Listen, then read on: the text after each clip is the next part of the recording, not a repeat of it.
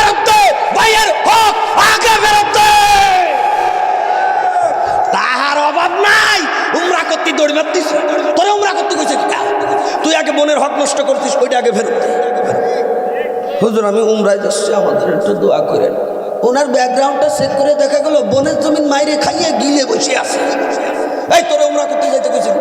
ওই উমরা হলো নফল, আর বোনের জমিন মারছিস, বোনের হক মারছিস, ভাইয়ের হক মারছিস, আইল ফেলছিস, যার যার যেখানে আমানতের খেয়ানত করছিস, ওইটা ফেরত দেওয়া ফরজ। নফল পরে, ফরজ আগে আদায় করা। এই পৃথিবীতে একজন মানুষ আর একজনের সাথে মাঝে মাঝে ওয়াদা করে, গুরুত্বপূর্ণ জিনিসের ওয়াদা করে যে আমি এইটা তোর জন্য আমি এই কাজটা করব, ওই কাজটা করব, এইটা করে দেব, ওইটা করে দেব, এইটা দেব, ওইটা দেব। এই ধরনের কিছু ওয়াদা মানুষ করে কি করে না? কিন্তু মানুষ ওয়াদা করে, কিন্তু আমার ওয়াদা ভঙ্গ করে, ওয়াদা খেলাফি করে। যে আয়াতে কারিমা আমি আপনাদের সামনে পেশ করলাম, এই আয়াতে কারিমার মধ্যে রব্বে কায়নাত মানুষের সাথে, ইমানদারদের সাথে তিনটা ওয়াদা করেছেন। ওয়াদা করেছেন কি? এখন বলেন, আল্লাহ তাবারক ওয়া তাআলা কোনদিন ওয়াদা খেলাফ করেন নাকি? রব্বে কায়নাত অন্য আয়াতে কারিমার মধ্যে বলতেছেন, ইন্নাল্লাহা লা ইউখলিফুল মিআদ। রব্বে কায়নাত কোশ্চিনকালেও ওয়াদা খেলাফি করেন না, ওয়াদা ভঙ্গ করেন না। অন্য আয়াতে কারিমার মধ্যে রব্বে কায়নাত বলতেছেন, ওয়ামান আসদাকু মিনাল্লাহি হাদিসা। আল্লাহ তাবারক ওয়া তাআলা একমাত্র সত্যবাদী, সবথেকে বড় সত্যবাদী রব্বে কায়নাত। যে রব্বে কায়নাত সবথেকে বড় সত্যবাদী, যিনি ওয়াদা করলে কোশ্চিনকালেও ওয়াদা খেলাফি করেন না। ইন্নাল্লাহা লা ইউখলিফুল মিআদ, যিনি কোনোদিন ওয়াদা খেলাফি করেন না, কোশ্চিনকালেও ওয়াদা খেলাফি করেন না, সেই রব্বে কায়নাত ইমানদারদের সঙ্গে এবং যারা নেক আমল করে তাদের সাথে তিনটা ওয়াদা করলেন। তো যেহেতু আল্লাহ ওয়াদা করলেন, ওই ওয়াদা বাস্তবায়ন হবেই হবে, হবেই হবে, হবেই হবে, কোনো সন্দেহ নাই। রব্বে কায়নাত আসমানের মালিক যিনি, জমিনের মালিক যিনি, রব্বে কায়নাত আয়াতে কারিমা নাজিল করে দিয়ে বলতেছেন, ওয়াদাল্লাহুল্লাযীনা আমানু মিনকুম ওয়া আমিলুস সলিহাত। খুব গভীর মনোযোগ। আল্লাহ তাবারক ওয়া তাআলার কালাম তেলাওয়াত করতে যেমন মজা, তেলাওয়াত শুনতে যেমন মজা, যদি আল্লাহ তাবারক ওয়া তাআলার কালাম বুঝে আসে তারপরেও অনেক অনেক বেশি মজা লাগে, ঠিক না বেঠিক? রব্বে কায়নাত বলতেছেন, ওয়াদাল্লাহুল্লাযীনা আমানু মিনকুম ওয়া আমিলুস সলিহাত। যারা ঈমান এনে নেক আমল করে তাদের সঙ্গে আল্লাহ তাবারক ওয়া তাআলা ওয়াদা করতেছেন। আমার দিকে তাকান, এই পৃথিবীর বুকে অসংখ্য অগণিত মানুষ আছে, সকল মানুষের সঙ্গে আল্লাহ ওয়াদা করলেন না। ওয়াদা করলেন কেবলমাত্র যারা ঈমান এনে নেক আমল করে। বেঈমানদের সঙ্গে ওয়াদা করলেন না, মুনাফিকদের সঙ্গে ওয়াদা করলেন না, বাটপারদের সঙ্গে ওয়াদা করলেন না, মিথ্যাবাদীদের সঙ্গে ওয়াদা করলেন না, সন্ত্রাসীদের সঙ্গে ওয়াদা করলেন না, ধান্দাবাজদের সঙ্গে ওয়াদা করলেন না, চাঁদাবাজদের সঙ্গে ওয়াদা করলেন না, সন্ত্রাসীদের সঙ্গে ওয়াদা করলেন না, ভণ্ডামীদের সঙ্গে ওয়াদা করলেন না। ওয়াদা করলেন তাদের সঙ্গে যাদের ভিতরে দুইটা গুণ পাওয়া যায়, 1 নম্বর ঈমান, 2 নম্বর নেক আমল। ও দোস্ত আহবাব, তো যেহেতু রব্বে কায়নাত ওয়াদা করলেন, চিল্লায় বলেন ওই ওয়াদা পূরণ হবে, ঠিক না বেঠিক? এখন প্রশ্ন হলো, হুজুর আপনি এতক্ষণ পর্যন্ত আমাদেরকে বললেন রব্বে কায়নাত ইমানদারদের সঙ্গে ওয়াদা করলেন, নেক আমল যারা করে তাদের সঙ্গে ওয়াদা করলেন। তো ওয়াদাটা করলেন কি?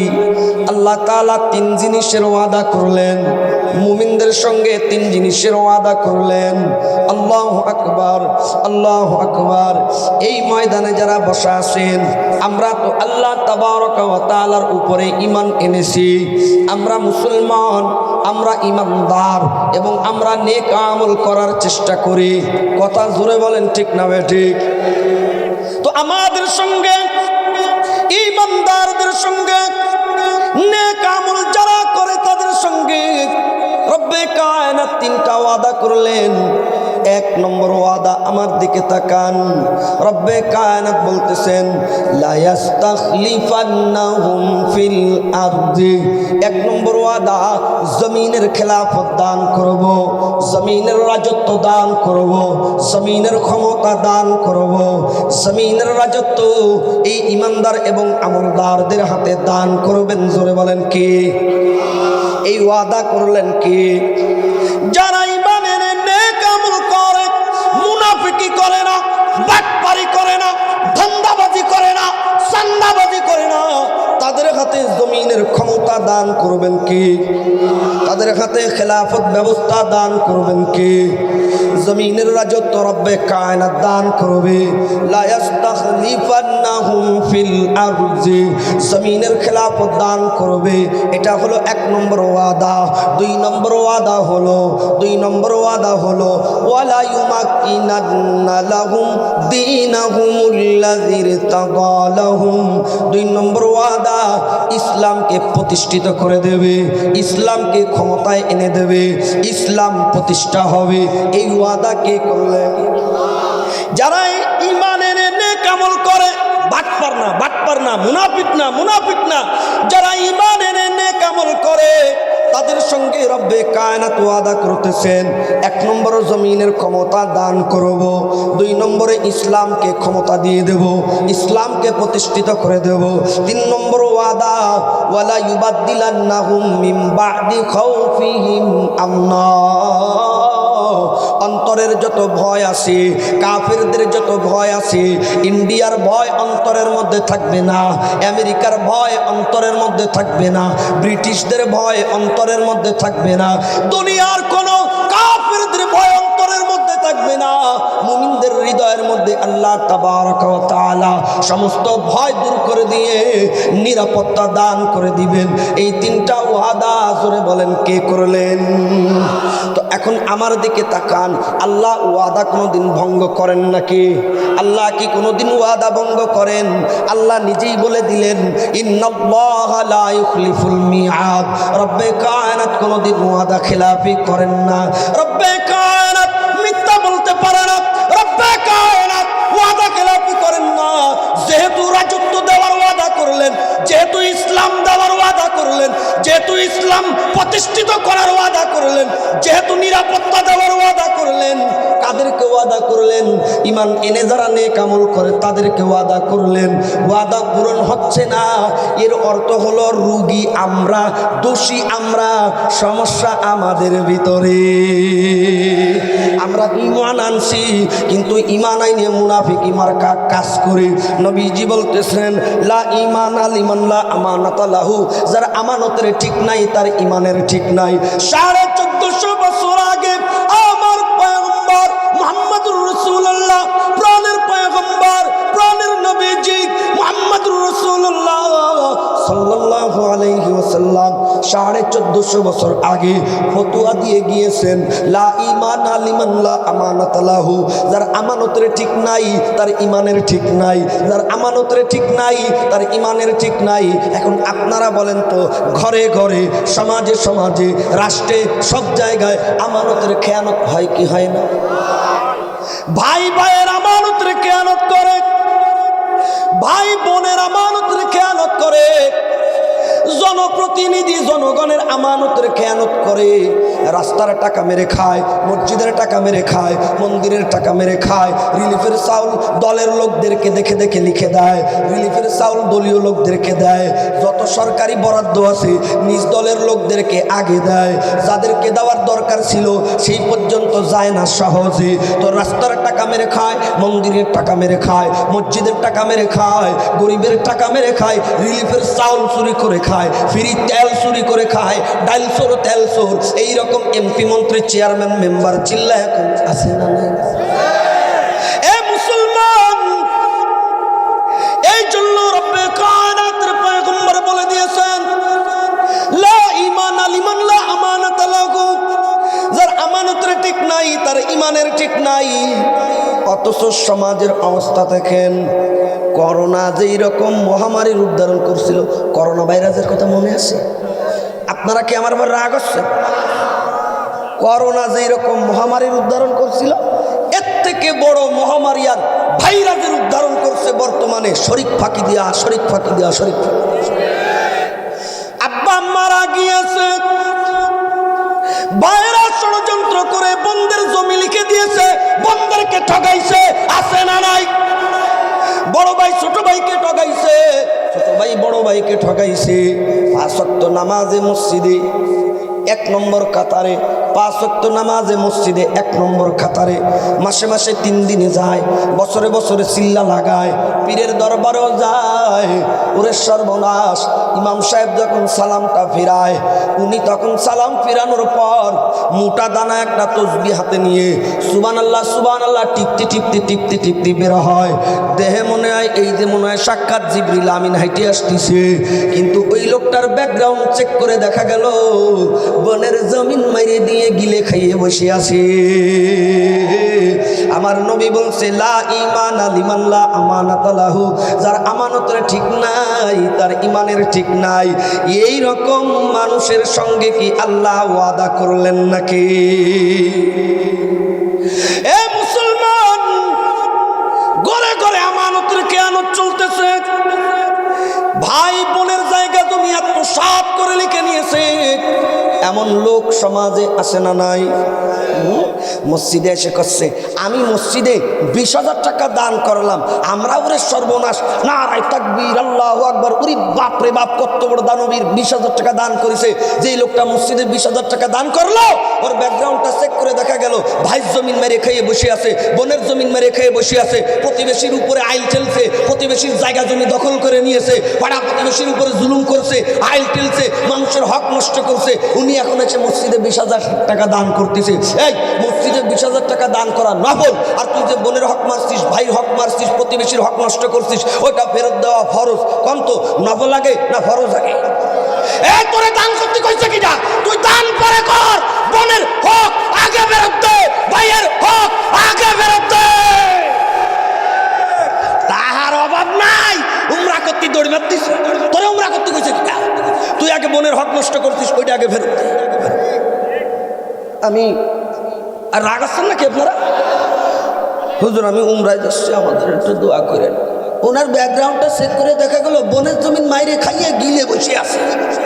এই তোরে উমরা করতে যাইতে গেছিস, ওই উমরা হলো নফল, আর বোনের জমিন মারছিস, বোনের হক মারছিস, ভাইয়ের হক মারছিস, আইল ফেলছিস, যার যার যেখানে আমানতের খেয়ানত করছিস, ওইটা ফেরত দেওয়া ফরজ, নফল পরে, ফরজ আগে আদায় করা। লা ঈমান লিমান লা আমানাত লাহু, যার আমানতের ঠিক নাই তার ঈমানের ঠিক নাই। তো রব্বে কায়নাত 3টা ওয়াদা করলেন, কাদের সঙ্গে করলেন?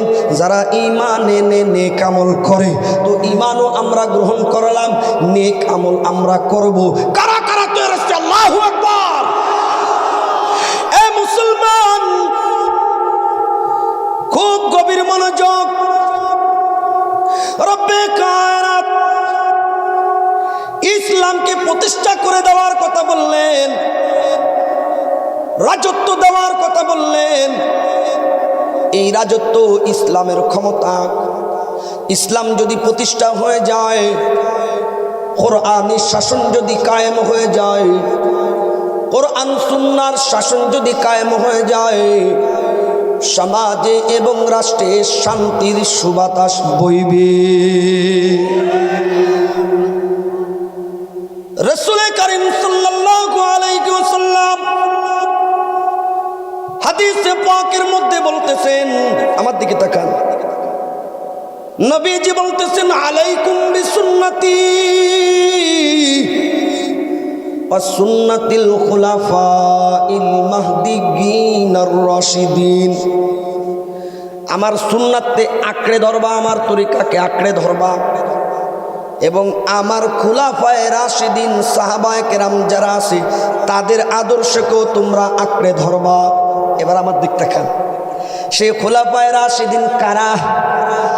এক নম্বর আবু বকর সিদ্দিক রাদিয়াল্লাহু তাআলা আনহু, যিনি মসজিদের ইমাম ছিলেন, রাষ্ট্রেরও ইমাম ছিলেন। দুই নম্বরে আমিরুল মুমিনিন খলিফাতুল মুসলিমিন হযরতে উমর রাদিয়াল্লাহু তাআলা আনহু, রাষ্ট্রেরও ইমাম ছিলেন, মসজিদে নববীর ইমাম ছিলেন, রাষ্ট্রেরও ইমাম ছিলেন। তিন নম্বরে উসমান গনি রাদিয়াল্লাহু তাআলা আনহু, মসজিদে নববীর ইমাম ছিলেন, রাষ্ট্রেরও ইমাম ছিলেন। চার নম্বরে হযরতে আলী রাদিয়াল্লাহু তাআলা আনহু, মসজিদের ইমামও ছিলেন, রাষ্ট্রেরও ইমাম ছিলেন। আমরা এখন মসজিদের ইমাম হইছি, শুধু রাষ্ট্রের ইমাম হইতে বাকি আছি।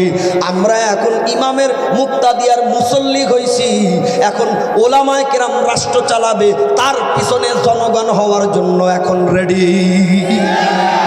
সারা জীবন খালি মুক্তাদি থাকবেন নাকি? নারায়ে তাকবীর।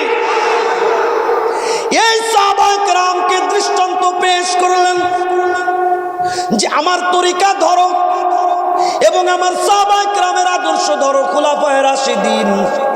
যদি ইসলাম কায়েম হয় তো ইনসাফ এবং ন্যায় বিচার প্রতিষ্ঠা হবে, ঠিক না বেঠিক? মিথ্যা মামলা দিয়ে কাউকে আর জেলখানায় আটকানো যাবে না, কারণ ইনসাফ প্রতিষ্ঠা হলে কারো নামে মিথ্যা মামলা দেওয়া যাবে না। যেই আলেম জীবনে কোনোদিন ককটেল চোখে দেখে নাই, তার নামেও ককটেল বিস্ফোরণের মামলা দিয়ে ঢুকায় রাখছিল। যেই আলেম যার দাওয়াতে, যার বয়ানে অসংখ্য অগণিত মুসলিম ইসলাম ধর্ম গ্রহণ করেছে, এই বাংলাদেশে যিনি তাফসীর মাহফিল কায়েম করেছে, মিথ্যা মামলা দিয়ে, দর্শনের মামলা সাজিয়ে, মিথ্যা মামলা সাজিয়ে 13 বছর পর্যন্ত জেলখানায় রাখছে, সর্বশেষ সেখানে বন্দি থাকা অবস্থায় শাহাদত বরণ করেছে আল্লামা সাঈদী রহমতুল্লাহি আলাইহি। যেদিন থেকে ইনসাফ কায়েম হবে, এই রকম বেইনসাফি বাংলার জমিনে আর হবে না। কত মানুষ এমন আছে যাদের নামে মিথ্যা মামলা দেওয়া হয়েছে, বাড়ি ঘরে থাকতে পারে নাই, ঘুমাইতে পারে নাই, ওই বিলের ভিতরে পলাইছে, হঠাৎ শুনতেছে পুলিশ আসতেছে, বিলের ভিতরে পলাইছে, আত্মীয় স্বজনের বাড়িতে পলাইছে, মিথ্যা মামলার ঘানি টানতে টানতে জায়গা জমি বেচে দিয়ে মামলা টানতে টানতে ফকির হয়ে গেছে। এরকম লোক খোঁজ নিয়ে দেখেন, আছে। কিন্তু ইসলাম যদি কায়েম হয়, ইনসাফ যদি বাস্তবায়ন হয়, সমাজে এই রকম অন্যায় অবিচার হবে। এর দৃষ্টান্ত পেশ করব সাহাবায়ে কেরাম থেকে। এই দৃষ্টান্ত পেশ করে আমি আমার বয়ান শেষ করে দেবো ইনশাআল্লাহ। এই দৃষ্টান্ত পেশ করব সাহাবায়ে কেরামের আমল থেকে।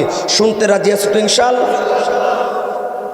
হযরতে ওমর রাদিয়াল্লাহু তাআলা দ্বিতীয় খলিফা, মসজিদেরও ইমাম, রাষ্ট্রেরও ইমাম। মদিনার একটা গলিতে ওমর রাদিয়াল্লাহু তাআলা দাঁড়িয়ে আছেন। এমত অবস্থায় একজন লোক, উস্কো খুস্কো চুল, চেহারাটা মলিন, ধুলি ধূসরিত, পুরা শরীরে দেহে তার ধুলাবালু, দেখেই মনে হচ্ছে 3-4 দিন না খাওয়া। এরকম একটা লোক আমিরুল মুমিনিন ওমর রাদিয়াল্লাহু তাআলা আনহুর সামনে পড়ে গেছে। সে আবার ওমর রাদিয়াল্লাহু তাআলা আনহুকে চেনে না, তো জিজ্ঞাসা করতেছে, ভাই আমিরুল মুমিনিন খলিফা ওমরকে চেনেন আপনি? তার সামনে আমাকে একটু নিয়ে চলেন তো, আমি একটু মামলা দায়ের করতে আসছি। সুবহানাল্লাহ বলেন। আমিরুল মুমিনিন খলিফাতুল মুসলিমিন হযরতে উমর রাদিয়াল্লাহু তাআলা আনহু তিনি বলতেছেন, আমি খলিফা, আমি উমর, উম্মতের খাদেম, কি তোমার সমস্যা তুমি আমাকে খুলে বলো। চিল্লায় কোন সুবহানাল্লাহ। ইয়া আমিরুল মুমিনিন, আমার বাড়ি মিশর শহরে, মিশর দেশে। আমি মুসলমান না, আমি খ্রিস্টান ধর্মের, আমি একজন খ্রিস্টান। কদ যালামা আলাইয়া ইবনুল আমির, মিশরের গভর্নরের ছেলে আমার উপরে জুলুম করছে। ও আমিরুল মুমিনিন, শুনেছি মুসলমানেরা ন্যায় বিচার প্রতিষ্ঠা করে, শুনেছি আল্লাহর রাসূলের সাহাবায়ে কেরাম ন্যায় বিচার প্রতিষ্ঠা করে। ও আমিরুল মুমিনিন, ন্যায় বিচারের আশায় আমি সুদূর মিশর থেকে মদিনায় আপনার দরবারে ছুটে আসলাম। আমিরুল মুমিনিন ডাক দিয়া বলে, তুমি জায়গা মতো আসছো, তোমার আর কোনো চিন্তা নাই, কোনো পেরেশানি নাই। যতক্ষণ পর্যন্ত তোমারে আমি ন্যায় বিচার না দেব, ততক্ষণ পর্যন্ত অন্য কোনো বিচারে আমি হাত লাগাবো না। খাদেমকে ডাক দিলেন, মেহমানখানায় পাঠিয়ে দিলেন। খাদেমকে বলে দিলেন, খাদেম, যত্নের যেন কমতি না হয়, খেদমতের যেন কমতি না হয়। যতদিন তাকে আমি ন্যায় বিচার না দিব, আমার মেহমানখানায় সে মেহমান। ডাক দিলেন মুহাম্মদ ইবনে মাসলামা রাদিয়াল্লাহু তাআলা আনহু কি, এ মুহাম্মদ ইবনে মাসলামা, তাড়াতাড়ি তুমি এদিকে আসো, দ্রুতগামী একটা ঘোড়ার পিঠে চড়ো, এক্ষুনি মিশর দেশে রওনা হয়ে যাও। মিশরের গভর্নরকে গিয়ে বলো, ওমরের আদালতে তার ছেলের বিরুদ্ধে মামলা দায়ের করা হয়েছে, এক সেকেন্ডও দেরি করা যাবে না, সন্তানকে নিয়ে যেন মদিনাতে রওনা হয়ে যায়। আল্লাহু আকবার, ইসলামের ইনসাফ দেখে। মুহাম্মদ ইবনে মাসলামা রাদিয়াল্লাহু তাআলা আনহু দ্রুতগামী ঘোড়ার উপরে চড়ে, দ্রুতগামী ঘোড়ার পিঠের উপরে চড়ে মিশরের দিকে রওনা করলেন। চলতে চলতে চলতে চলতে ধুলি দূষরিত, চতুর্দিকে শুধু ধুলা উঠতেছে, চুলগুলি উস্কো খুস্কো, চেহারা পরিবর্তন হয়ে গিয়েছে। মিশরের গভর্নর দূর থেকে তাকায় দেখতেছে দ্রুতগামী একটা ঘোড়া আসতেছে ধুলা উড়িয়ে। কি ব্যাপার, মদিনার দিক থেকে এই ঘোড়া কেন এদিকে ছুটে আসতেছে? কৌতূহলী হয়ে তাকায় আসে। হঠাৎ করে মুহাম্মদ ইবনে মাসলামা রাদিয়াল্লাহু তাআলা আনহু ওই জায়গায় ঘোড়া থামাতে পারলেন না, চলতি ঘোড়ার পিঠের উপর দিয়ে লাফ মেরে পড়লেন মিশরের গভর্নরের সামনে।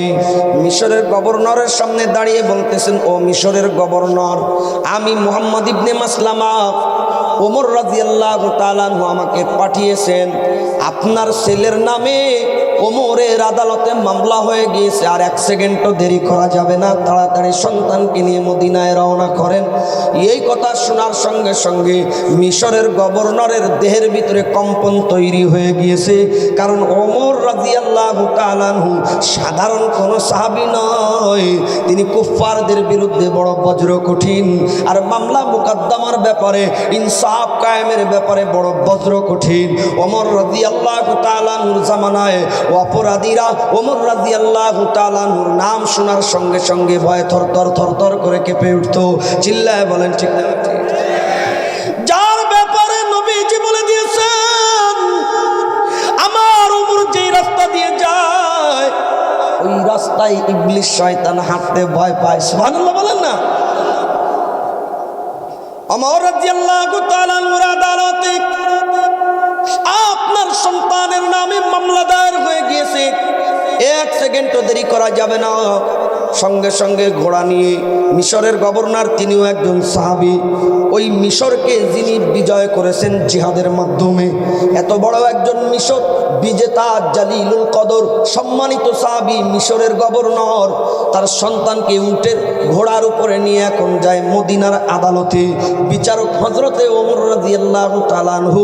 এটা দুনিয়ার এই আমাদের আবাল মার্কা শয়তান মার্কা বিচারকের বিচারক আদালত নয়, এটা ওমরের আদালত, ইসলামের ইনসাফের আদালত।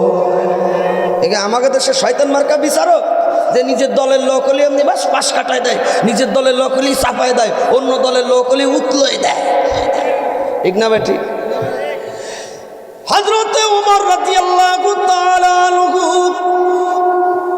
তাবু গাড়লেন, সাহাবায়ে কেরামকে ডাক দিলেন, বিচার কার্য পরিচালনা করলেন। মিশরের গভর্নর সন্তানকে সাথে করে নিয়ে উপস্থিত হলেন।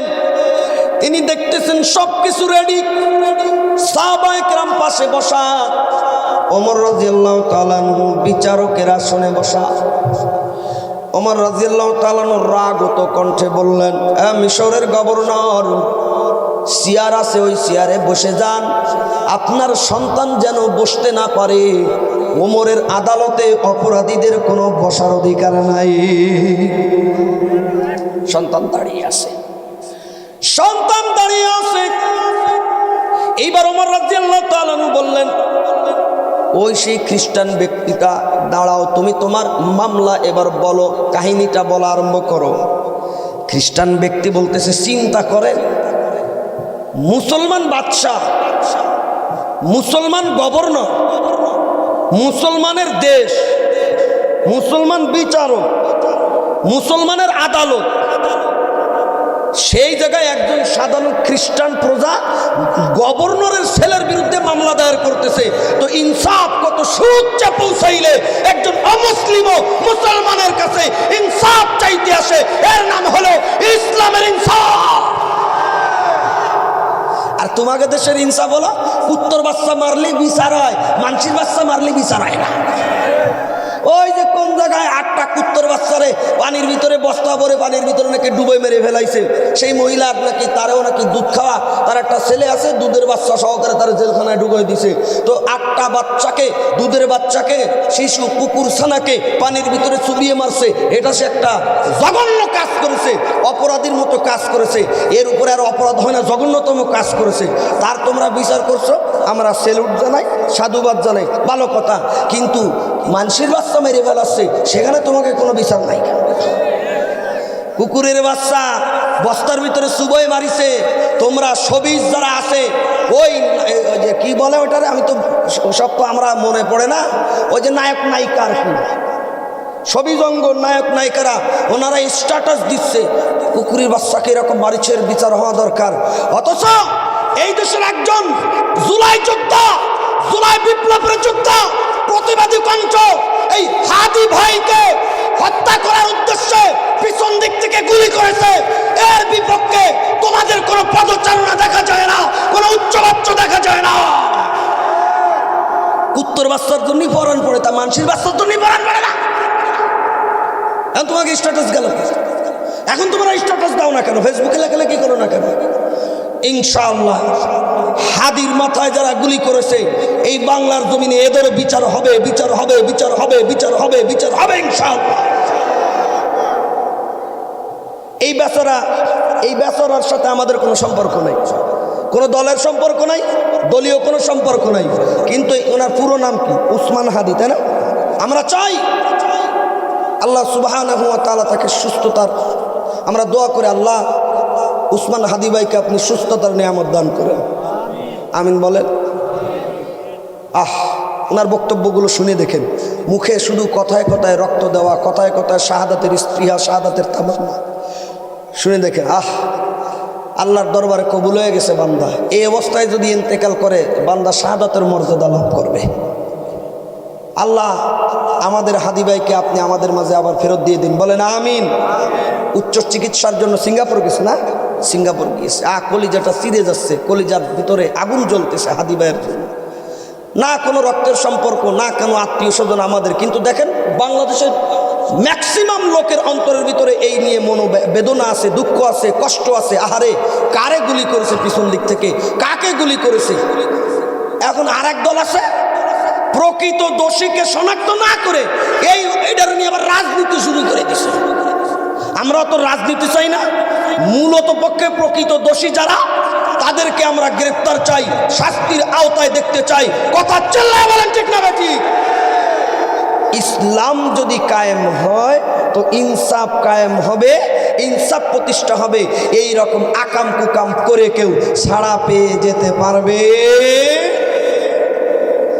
ওমরের আদালতে অপরাধীদের বসার কোনো অধিকার নাই, মনে আছে তো? হযরতে ওমর রাদিয়াল্লাহু তাআলা আনহু ওই খ্রিস্টান ব্যক্তিকে বললেন, তুমি তোমার মামলা দায়ের করো, কি কাহিনী পুরাটা খুলে বলো। খ্রিস্টান ব্যক্তি বলতেছে, আমিরুল মুমিনিন, আমি মিশর দেশের বাসিন্দা। মিশরের বিরাট বড় একটা ময়দানে ঘোড়া দৌড়ের প্রতিযোগিতা চলতেছিল। এই প্রতিযোগিতায় আমিও অংশগ্রহণ করেছিলাম, মিশরের ওই গভর্নরের ছেলেও অংশগ্রহণ করেছিল। আমার ঘোড়াটা দ্রুতগামী, হৃষ্টপুষ্ট, শক্তিশালী হওয়ার কারণে আমার ঘোড়াটা আগে চলে যায়, 1 নম্বর হয়ে যায়, আর গভর্নরের ছেলের ঘোড়াটা পিছনে পড়ে যায়। এজন্য গভর্নরের ছেলে আমার পিঠের উপরে চাবুক দিয়ে বেত্রাঘাত করছে, আঘাত করছে। আমিরুল মুমিনিন এই কথা শোনার সঙ্গে সঙ্গে রাগান্বিত হয়ে গেলেন, চেহারাটা রক্তিম বর্ণ ধারণ করলো, চোখগুলি লাল হয়ে গেল, চোখ দুটি টকটকে লাল। মিশরের গভর্নর কিন্তু আমিরুল মুমিনিনকে তাকায় তাকায় দেখতেছে। এই কথা বলার সঙ্গে সঙ্গে বাঘের মতো গর্জন দিয়ে জিজ্ঞাসা করতেছে, তোমার এত বড় সাহস কে দিয়েছে? আল্লাহর বান্দাদেরকে নিজেদের গোলাম মনে করো, কেন তুমি চাবুক দিয়ে আঘাত করেছো? এই কথা বলার সঙ্গে সঙ্গে মিশরের গভর্নর বলতেছে, আমিরুল মুমিনিন, আমার চাবুক নিন। এই আমার চাবুক আমি মিশর থেকে নিয়ে আসছি, আমার চাবুক দিয়ে পিটায়া পিটায়া আমার ছেলের পিঠের চামড়া তুলে দি। বাপ চাবুক তুলে দিছে হাতে। আমিরুল মুমিনিন ওমর রাদিয়াল্লাহু তাআলা বললেন, ও মিশরের গভর্নর, তোমার চাবুক দিয়ে পিটানো যদি আমার উদ্দেশ্য হতো, আদালত আমি মিশরে বসাইতাম, মদিনাতে বসাইতাম না। শুনে রাখো, আজকে আদালত ওমরের, চাবুক হবে ওমরের। এই কথা বলার সঙ্গে সঙ্গে ওই ওমর রাদিয়াল্লাহু তাআলা আনহুর চাবুকটা খ্রিস্টান ব্যক্তির হাতে দিয়ে বলল, ইজরিব কামা জরাবাকা ওয়াকজুল কামা খজালাকা। তোমারে যেইভাবে অপমান করছে তুমিও অপমান করো, যেইভাবে তোমারে মারছে তুমিও মারা আরম্ভ করো। এই কথা শোনার সঙ্গে সঙ্গে খ্রিস্টান ব্যক্তি মিশরের গভর্নরের সন্তানের পিঠে চাবুক দিয়ে আঘাতের উপরে আঘাত করা আরম্ভ করছে। এক একটা আঘাতে পিঠের চামড়া চিরে রক্ত ফিনকি দিয়ে বের হয়। মারতে মারতে চাবুক যখন ছিটকে পড়ে গেল, ওই খ্রিস্টান ব্যক্তি চাবুক আর পড়াইতে যায় না, চোখের পানি ছেড়ে দিয়ে কাঁদতে কাঁদতে আমিরুল মুমিনিনের সামনে হাজির। ডাক দিয়ে বলতেছে, আমিরুল মুমিনিন, এতদিন শুনছি মুহাম্মাদের সাহাবীরা ন্যায় বিচার প্রতিষ্ঠা করে, এতদিন শুনছি মুসলমানেরা ন্যায় বিচার প্রতিষ্ঠা করে, আজকে নিজের চোখে দেখলাম ইসলামের আদালতে ইনসাফ ছাড়া অন্য কিছু হয় না। ও আমিরুল মুমিনিন, আমি আর খ্রিস্টান থাকতে চাই না, আমারে মুসলমান বানায় দিন। নারায়ে তাকবীর! এর নাম ইনসাফ, ইসলামের ইনসাফ, যে ইনসাফের মধ্যে দলীয় প্রীতি নাই, স্বজন প্রীতি নাই। হযরতে আলী রাদিয়াল্লাহু তাআলা আনহু এবার 2 নম্বর দৃষ্টান্ত, ইসলামের ইনসাফে 2 নম্বর দৃষ্টান্ত। আপনারা রাগ হচ্ছেন নাকি? আর চলবে কিছুক্ষণ, বলেন। আমিরুল মুমিনিন কয়, সারা রাত পুরি সর্বনাশ, মানে আমার আর বাইসে তা লাগবে না। হ্যাঁ, আমার যে কি কষ্ট হচ্ছে না আমি বুঝতেছি। আমিরুল মুমিনিন হযরতে আলী রাদিয়াল্লাহু তাআলা আনহু আপনাদের থানার নাম কি? চুয়াডাঙ্গা থানার বাসিন্দারা হৃদয়ের কানটা লাগায়া দেন। আমিরুল মুমিনিন হযরতে আলী রাদিয়াল্লাহু তাআলা আনহু খলিফাতুল মুসলিমিন, ৭৪ নম্বর খলিফা, একদিন গভীর রজনীতে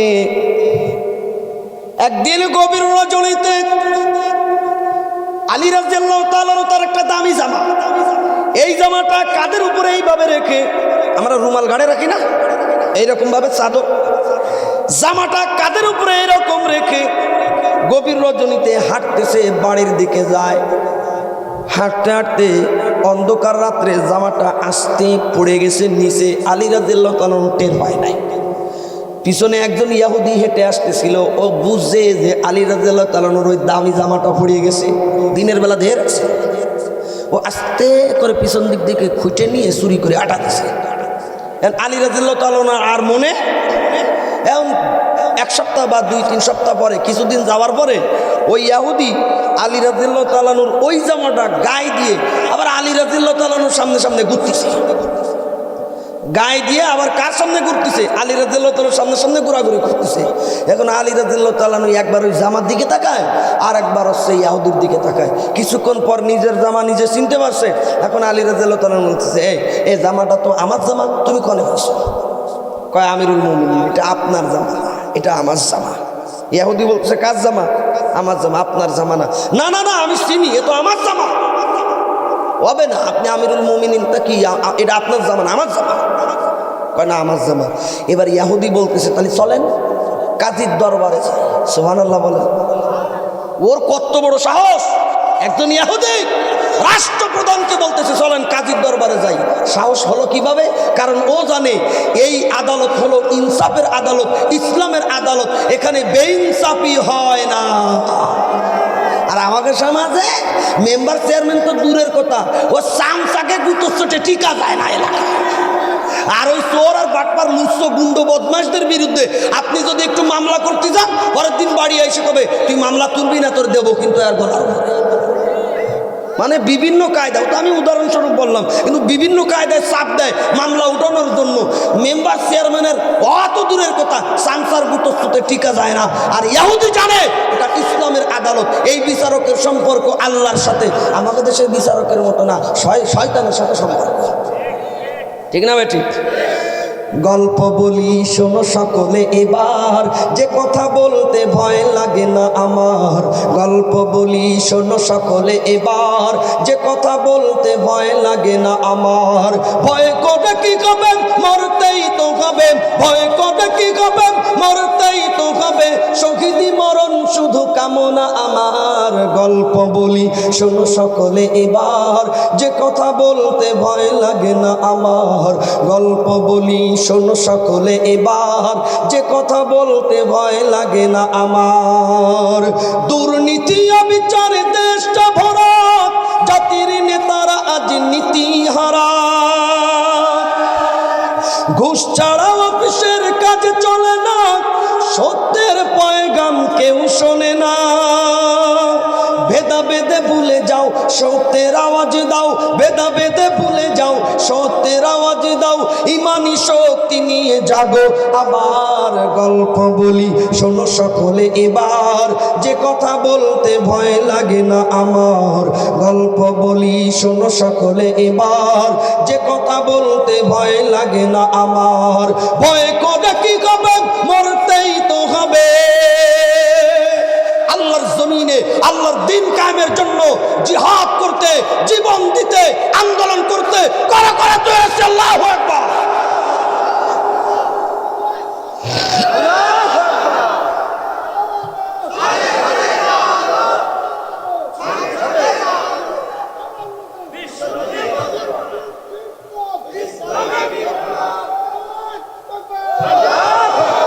ভয় কথা কি হবে, মরতেই তো হবে। ভয় কথা কি হবে, মরতেই তো হবে। শহীদি মরণ শুধু কামনা আমার। গল্প বলি শোনো সকলে এবার, যে কথা বলতে ভয় লাগে না আমার। নেতাদের দেয়া কালো টাকার জোরে সত্যের চাবিকাঠি উল্টা ঘোরে। কারণ বিচারকের সম্পর্ক তো শয়তানের সাথে। নেতাদের দিয়া কালো টাকার জোরে সত্যের চাবিকাঠি উল্টা ঘরে, দাদাদের মোবাইলে হ্যালোর বলে সন্ত্রাসী চাঁদাবাজ থাকে না জেলে। দুর্নীতি দমনে এসো এক ভবনে, দুর্নীতি দমনে এসো এক ভবনে, বাতিলের সয়লাভ রুখবে এবার। গল্প বলি শোনো সকলে এবার, যে কথা বলতে ভয় লাগে না আমার। গল্প বলি শোনো সকলে এবার, যে কথা বলতে ভয় লাগে না আমার। ইয়াহুদি বলতেছে, ও আমিরুল মুমিনিন, এই জামাটা আমার না আপনার, চলেন প্রমাণ হবে কাজীর দরবারে। ইয়াহুদি নিজেও জানে জামাটা আমিরুল মুমিনিনের, এরপরেও তারে জোর করে কাজীর দরবারে নিয়ে যায়। ওই জামানার বিখ্যাত একজন কাজী ছিলেন, যার নাম হলো কাজী সুরাহিল রহমতুল্লাহি আলাইহি। আলী রাদিয়াল্লাহু তাআলা আনহুর জামানার বিখ্যাত বিচারক কাজী সুরাহিল রহমতুল্লাহি আলাইহি। তার সম্পর্ক ছিল আল্লাহর সাথে, তার ভালোবাসা ছিল আল্লাহর সাথে। তিনি বিচার করতেন কোরআন দিয়ে, তিনি বিচার করতেন হাদিস দিয়ে, তিনি বিচার করতেন সাহাবায়ে কেরামের আদর্শ দিয়ে। আমাদের মতো শয়তান মার্কা বিচারক না, হনুমান আর বান্দর মার্কা বিচারক না। দুইজনে ঢুকলো কাজীর দরবারে। কাজী সাহেব দেখলেন আমিরুল মুমিনিন আলী রাদিয়াল্লাহু তাআলা আনহু আসতেছে, সাথে একজন ইহুদিও আসতেছে। আল্লাহু আকবার। কাজী সাহেব জিজ্ঞাসা করলেন, কি ব্যাপার ইয়া আমিরুল মুমিনিন, আমার দরবারে আপনি কেন আসলেন?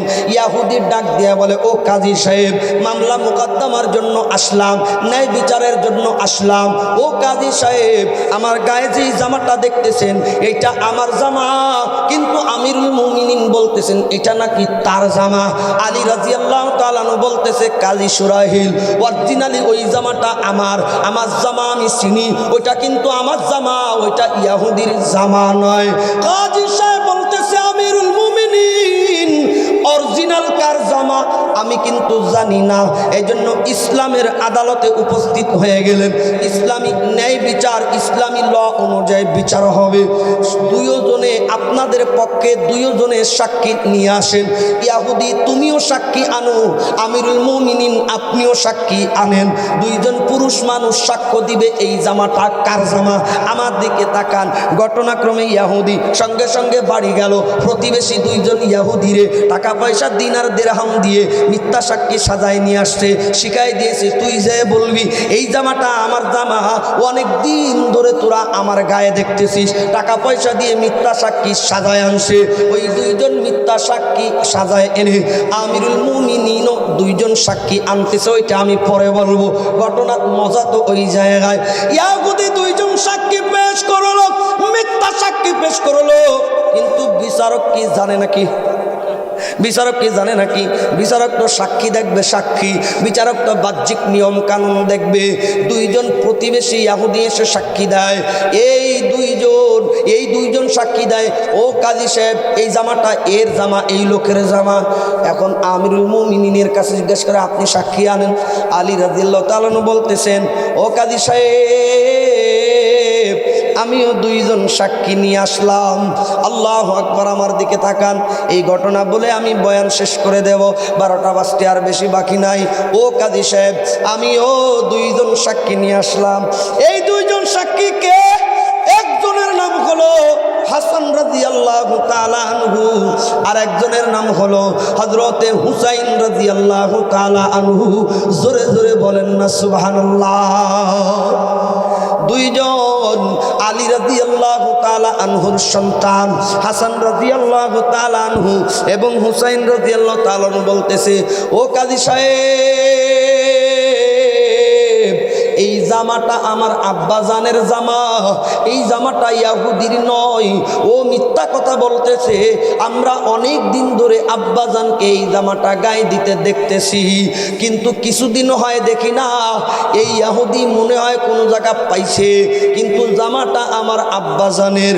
কাজী সাহেব বলতেছে, ও আমিরুল মুমিনিন, এই সাক্ষী আমি গ্রহণ করতে পারবো না। আমিরুল মুমিনিন বলে, কি ব্যাপার, সাক্ষী কেন গ্রহণ করতে পারবা না? আমিরুল মুমিনিন, ইসলামী ল অনুযায়ী, ইসলামী বিধান অনুযায়ী বাপের পক্ষে সন্তানের সাক্ষী গ্রহণযোগ্য হয় না। এরা দুইজন তো হাসান হুসাইন রাদিয়াল্লাহু তাআলা আনহুমা আপনার ঔরস জাত সন্তান, এই সাক্ষী আমি গ্রহণ করতে পারবো না। আল্লাহু আকবার। ইতিহাসের পাতায় লিখতেছে, আলী রাদিয়াল্লাহু তাআলা বলতেছিল, কাজী সাহেব, চশমা রাখেন, চশমা রাখেন, ও কাজী সাহেব, আপনি কি জানেন আমি কোন দুইজন সাক্ষীকে আপনার সামনে উপস্থিত করলাম? যে এই দুইজনের ব্যাপারে আল্লাহর নবী সাক্ষী দিয়েছেন, আমার হাসানও জান্নাতের যুবকদের সর্দার, আমার হুসাইনও জান্নাতের যুবকদের সর্দার। যারা জান্নাতের যুবকদের সর্দার হবে আপনি তাদের সাক্ষী গ্রহণ করবেন না? কাজী সাহেব বলতেছে, আমিরুল মুমিনিন, আদালতে ফাজাইল দিয়ে চলে না, আদালতে দালায়েলের দরকার হয়। ফজিলত ঠিক আছে মানি, আমিরুল মুমিনিন হাসান হুসাইন দুইজনে জান্নাতের যুবকদের সর্দার মানি, কিন্তু ইসলামী ল অনুযায়ী সাক্ষী আমি গ্রহণ করতে পারবো না, কারণ এরা দুইজন আপনার আদরের কলিজার টুকরা ঔরস জাত সন্তান। কার সাক্ষী আপনি গ্রহণ করবেন না? যার ঠোঁটে আল্লাহর নবী চুমা দিয়েছে। হযরতে হাসান রাদিয়াল্লাহু তাআলা আনহুর ঠোঁটে আল্লাহর রাসূল চুমা দিয়েছে, হুসাইন রাদিয়াল্লাহু তাআলা আনহুর ঠোঁটে আল্লাহর নবীজি চুমা দিয়েছে। আল্লাহু আকবার বলেন। একটা কথা মনে পড়ে গেছে, বলবো নাকি? কারবালা প্রান্তরের নাম শুনছেন তো আপনারা? হুসাইন রাদিয়াল্লাহু তাআলা আনহুকে শহীদ করে দেওয়া হয়। লম্বা ইতিহাস বলার টাইম নেই, শুধু এতটুকু শোনেন। ঠোঁটের কথা যেহেতু আসছে, আল্লাহর নবীজি হাসান হুসাইন রাদিয়াল্লাহু তাআলা আনহুকে বড় বেশি ভালোবাসতেন। যদি কখনো হাসান হুসাইন রাদিয়াল্লাহু তাআলা আনহু কাঁদতেন, আল্লাহর নবী বলতেন, ফাতেমা তুমি থামাও না কেন? আমি তো আমার হাসান হুসাইনের কান্না সহ্য করতে পারি না। দুই রানের উপরে দুই জায়গায় বসায় রাখতেন। যখনই সেজদায় যেতেন, হাসান হুসাইন দুইজনে সে আল্লাহর নবীজির কাঁধের উপরে, গাড়ের উপরে। নবীজি সেজদা থেকে মাথা উঠাতেন না, নবীজি নিজে ঘোড়া হতেন। হাসান রাদিয়াল্লাহু তাআলা হুসাইন রাদিয়াল্লাহু তাআলা নানাজির ঘোড়ার উপরে, পিঠের উপরে চড়তেন ঘোড়াও।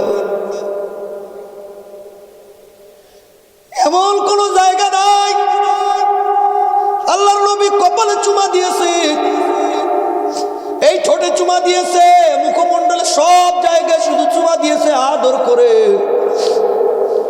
কারবালার ময়দানে যখন শহীদ করে দেওয়া হয়, লম্বা ইতিহাস। কুফার গভর্নর বেয়াদব উবাইদুল্লাহ ইবনে জিয়াদ আগের থেকে বলে রাখছে, হুসাইনের মাথা কেটে আমার সামনে নিয়ে আসবা।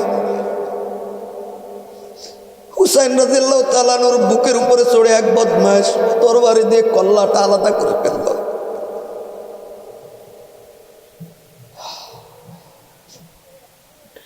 প্লেটে করে হুসাইন রাদিয়াল্লাহু তাআলা আনহুর মাথাটা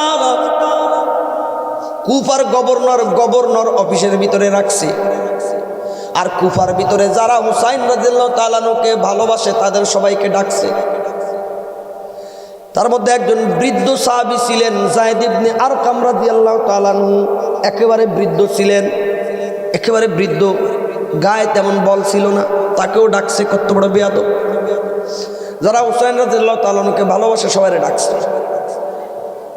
টেবিলের উপরে, প্লেটের উপরে মাথাটা রাখছে, কাটা মাথা। কার মাথা? হুসাইন রাদিয়াল্লাহু তাআলা আনহুর মাথা। ডাক দিয়ে বলে, দেখ এই সেই হুসাইনের মাথা। বলেন না নাউজুবিল্লাহ। এই কথা বলে একখান বর্ষা নিয়ে, ছোট একখান বর্ষা নিয়ে হুসাইন রাদিয়াল্লাহু তাআলা আনহু ঠোঁটে এইভাবে খোঁচা মারতেছে, খোঁচা মারতেছে। কাটা মাথা, ঠোঁট বেয়ে বেয়ে রক্ত পড়তেছে, ওই ঠোঁটে খোঁচা মারতেছে। বৃদ্ধ সাহাবী যায়েদ ইবনে আরকাম রাদিয়াল্লাহু তাআলা আনহু সহ্য করতে পারেন নাই। তিনি কাঁপতে কাঁপতে দাঁড়িয়ে বললেন, ইবনে জিয়াদ, ওই ঠোঁটে আর তুই খোঁচা মারিস না, ওই ঠোঁট থেকে বর্ষা সরাই দে। আমি অসংখ্যবার ওই ঠোঁটে আল্লাহর নবীজিকে চুমা দিতে দেখেছি। আমি অসংখ্যবার ওই ঠোঁটে আল্লাহর নবীজিকে চুমা দিতে দেখেছি। তুই ওই ঠোঁটে বর্ষা দিয়ে আঘাত করিস না। কাজী সুরাইল রহমতুল্লাহ আলাই বলে, ও আমিরুল মুমিনিন, হাসান হুসাইনের মর্যাদা অনেক, কিন্তু আমি সাক্ষ্য গ্রহণ করতে পারলাম না, কারণ আপনার আপন সন্তান মনে আছে তো। আমি ফয়সালা করে দিলাম এই জামাটার মালিক ইহুদি। আলী রাদিয়াল্লাহু তাআলা কোনো কথা বললেন না মাথা নত, কারণ আদালত তো সাক্ষী অনুযায়ী বিচার হয়। ওই ইহুদি দেখেন কাঁপতে কাঁপতে দাঁড়িয়ে গিয়েছে। আল্লাহু আকবার, চোখের পানি টপ টপ করে ঝরতেছে। ডাক দিয়া বলে, কাজী সুরাইল, আমারে আপনি মাফ করে দেন, এই জামাটা আমার না, এই জামাটা অরিজিনালি খলিফাতুল মুসলিমিনের আমিরুল মুমিনিনের।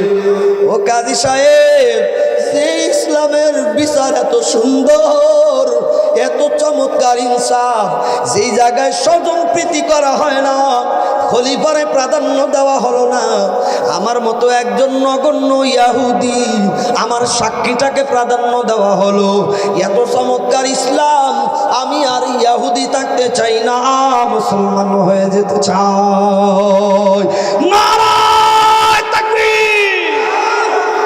ইহুদি কালিমা পড়ে মুসলমান হয়ে গেল। আলী রাদিয়াল্লাহু তাআলা ডাক দিয়ে বলতেছে, ও কাজী সুরাইল, ওই লোকটা মুসলমান হয়ে গেল, আমিও একজন মুসলমান। আল মুসলিমু আখুল মুসলিম, মুসলমান মুসলমানের ভাই। আমি আমার ভাই মুসলমানকে ওই জামাটা হাদিয়া দিয়ে দিলাম। নারায়ে তাকবীর! এর নাম ইসলামের ইনসাফ। ও মুসলমান, আমি আপনাদের পায়ে হাত ধরে বলি, ইসলামের জন্য মেহনত করেন, ইসলামের জন্য মেহনত করেন। কোরআন পড়া শেখেন, সন্তানকে মাদ্রাসায় পড়ান, সন্তানকে কোরআন শিক্ষা করান, সন্তানকে ইসলাম শিক্ষায় শিক্ষিত করেন, সন্তানকে কোরআনের সৈনিক বানান। কারণ অচিরেই আসতেছে সেই সময় গোটা পৃথিবী ইসলামের কাছে পদানত করবে।